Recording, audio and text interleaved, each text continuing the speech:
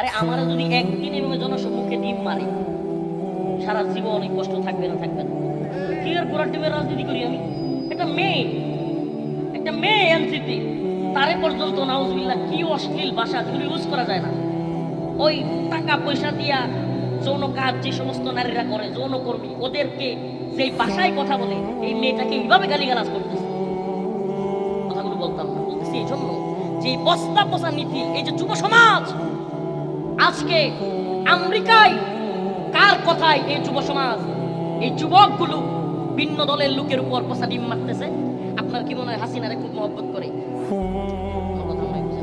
আওয়ামী লীগের এরা খুব মহব্বত করে, হাসিনারে খুব মহব্বত করে?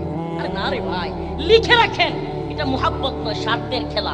আমেরিকায় থাকি, একটু বড় লুকি দেখায়া, ফুটানি দেখায়া, মির্জা ফখরুলের গায়ে যদি ডিম মারতে পারি, এই আক্তারের গায়ে যদি ডিম মারতে পারি, আগামীতে যদি আবার আওয়ামী লীগ আসে, তাইলে তো আমি দিয়া টাঙ্গাইলে একটা ক্ষমতা পাবো। বাইরে এটা ছাড়া আর কিছুই না। মন থেকে, আরে মন থেকে যদি এরা ভালোবাসতো, শেখ মুজিব মারা যাওয়ার পরে ঘন্টার পর ঘন্টা পরে থাকে নাই?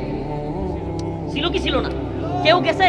চাই নাই। রাজনৈতিক কথা নাই কোনো, বোঝানোর জন্য। যদি আপনারা মনে করেন হায় হায় আফসোস, আওয়ামী লীগ 17 বছর থাকলো, বাংলাদেশের মানুষ অস্থির হয়ে গেল, আলেমদেরকে জেলখানায় নিল, রিমান্ডে নিল, নির্যাতন করলো, ফাঁসিতে ঝুলাইলো, হত্যা করলো, কারাগার থেকে দেশ বরণ্য আলেমকে হত্যা করে বের করলো, হাজার হাজার ছাত্রদের উপর গুলি করলো, হেলিকপ্টার থেকে গুলি করলো, নারীদেরকে আওয়ামী লীগে ভোট না দেওয়ার কারণে এমসি কলেজে করলো, হিন্দু বেটা বিশ্বজিৎকে জামাত বলে পিটা করলো, আপনার ফাহাদকে ভারতের বিরুদ্ধে কথা বলবার কারণে করলো।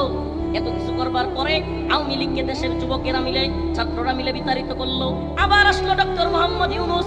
এবার এই ইউনূসও দেখা যায় আওয়ামী লীগ হাসিনা ভারতের দালালি করতো, আর ইউনূস কাকু দেখা যায় গোলামি করে। আবার যেগুলো আসবে ওরাও দেখি ট্রাম্পের সামসামি শুরু করছে, চার্লি ক্লার্কের পোস্ট দেয়। আবার যাদেরকে তথাকথিত ইসলামিক গণতান্ত্রিক দল মনে করি, এগুলো আড়ালে আবডালে শয়তানদের সাথে মিটিং মিছিল করে। আবার তারাও দেখি আসন ভাগাভাগির জন্য সিস্টেমে চলে, আসন পাওয়ার জন্য নিজের ঈমান আকীদা, নিজের আল্লাহর প্রতি বিশ্বাস আস্থা পর্যন্ত বিকিয়ে দিচ্ছে।